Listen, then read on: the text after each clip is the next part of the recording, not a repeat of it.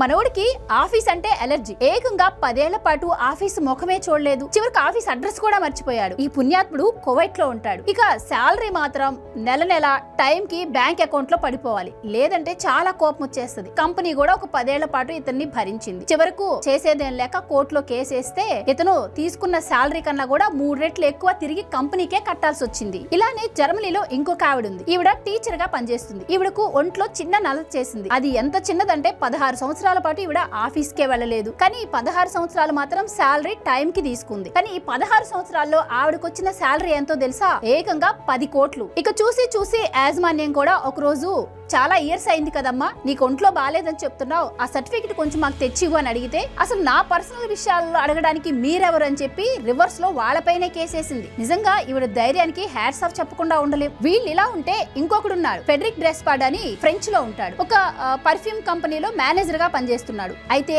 ఈ కంపెనీ అతనికి కొన్ని సంవత్సరాల పాటు పనే చెప్పలేదట.